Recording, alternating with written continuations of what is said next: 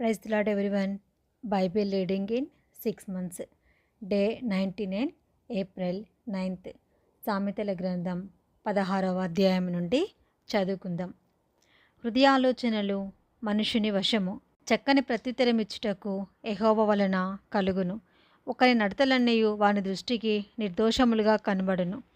యెహోవా ఆత్మలను పరిశోధించును. నీ పనుల భారము యెహోవా మీద ఉంచుము, అప్పుడు నీ ఉద్దేశములు సఫలమగును.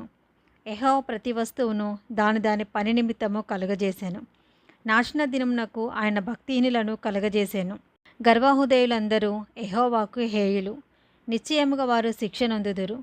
కృపాసత్యముల వలన దోషమునకు ప్రాయశ్చిత్తం కలుగును. యెహోవా యందు భయభక్తులు కలిగి ఉండుట వలన మనుషులు చెడుతనం నుండి తొలగిపోవుదురు.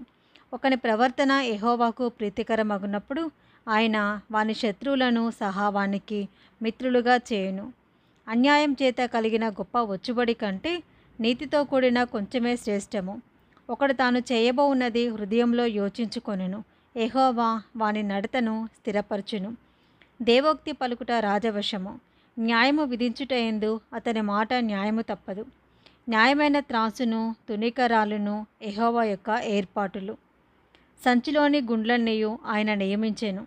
రాజులు దుష్టక్రియలు చేయుట హేయమైనది. నీతి వలన సింహాసనము స్థిరపరచబడును. నీతిగల పెదవులు రాజులకు సంతోషకరములు. యథార్థవాదులు వారికి ప్రియులు. రాజు క్రోధము మరణదూత. జ్ఞాని అయిన వాడు ఆ క్రోధమును శాంతిపరచును. రాజుల ముఖ ప్రకాశము వలన జీవము కలుగును. వారి కటాక్షము కడవరి వానమబ్బు. అపరంజిని సంపాదించుట కంటే జ్ఞానము సంపాదించుట ఎంతో శ్రేష్టము. వెండిని సంపాదించుట కంటే తెలివిని సంపాదించుట ఎంతో మేలు. చెడుతనము విడిచి నడుచుటయే యథార్థవంతులకు రాజమార్గము. తన ప్రవర్తన కనిపెట్టేవాడు తన ప్రాణమును కాపాడుకొనును. నాశనమునకు ముందు గర్వము నడుచును. పడిపోవుటకు ముందు అహంకారమైన మనసు నడుచును. గర్విష్ఠులతో దోపుడు సొమ్ము పంచుకొనుట కంటే దీన మనసు కలిగి దీనులతో పొత్తు చేయుట మేలు. ఉపదేశమునకు చెవియొగ్గువాడు మేలునందును. యెహోవాను ఆశ్రయించువాడు ధన్యుడు. జ్ఞానహృదయుడు వివేకి అనబడును. రుచిగల మాటలు పలుకుట వలన విద్య ఎక్కువగును. తెలివిగల వానికి వాని తెలివి జీవపు ఊట. మూఢులకు వాని మూఢత్వమే శిక్ష. జ్ఞానుని హృదయము వాని నోటికి తెలివి కలిగించును. వాని పెదవులకు విద్య విస్తరింపచేయును. ఇంపైన మాటలు తేనెపట్టు వంటివి. అవి ప్రాణమునకు మధురమైనవి, ఎముకలకు ఆరోగ్యకరమైనవి. ఒకని మార్గము వాని దృష్టికి యథార్థముగా కనబడును, అయినను తుదకు అది మరణమునకు చేరును. కష్టము చేయువాని ఆకలి వాని కొరకు వాని చేత కష్టము చేయించును. వాని కడుపు వానిని తొందరపెట్టును. పనికిమాలిన వాడు కీడును త్రవ్వి పైకెత్తును. వాని పెదవుల మీద అగ్ని మండుచున్నట్టున్నది. మూర్ఖుడు కలహము పుట్టించును. కొండెగాడు మిత్రభేదము చేయును. బలాత్కారి తన పొరుగువానిని లాలన చేయును. కాని మార్గంలో వాని నడిపించును. కృత్రిమములు కల్పించవలెనని కన్నులు మూసుకొని తన పెదవులు బిగుబట్టు వాడే కీడు పుట్టించువాడు. నెరసిన వెంట్రుకలు సొగసైన కిరీటము. అవి నీతి ప్రవర్తన గలవానికి కలిగి ఉండును. పరాక్రమశాలి కంటే దీర్ఘశాంతము గలవాడు శ్రేష్ఠుడు. పట్టణమును పట్టుకొని వాని కంటే తన మనస్సును స్వాధీనపరుచుకునేవాడు శ్రేష్ఠుడు. చీట్లు ఒడిలో వేయబడును. వాటి వలని తీర్పు యెహోవా వశము. సామెతల గ్రంథం 17వ అధ్యాయము. రుచి అయిన భోజన పదార్థములున్నను కలహంతో కూడియుండిన ఇంట నుండుట కంటే నెమ్మది కలిగి ఉండి వట్టి రొట్టెముక్క తినుట మేలు. బుద్ధిగల దాసుడు సిగ్గు తెచ్చు కుమారుని మీద ఏలుబడి చేయును. అన్నదమ్ములతో పాటు వాడు పిత్రాజితము పంచుకొనును. వెండికి మూస తగినది, బంగారుకు కొలిమి తగినది. హృదయ పరిశోధకుడు యెహోవాయే. చెడు నడవడి గలవాడు దోషపు మాటలు వినును. నాలుక హానికరమైన మాటలు పలుకుచుండగా అబద్ధికుడు చెవియొగ్గును. బీదలను వెక్కిరించేవాడు వారి సృష్టికర్తను నిందించేవాడు. ఆపదలను చూచి సంతోషించువాడు నిర్దోషిగా ఎంచబడడు.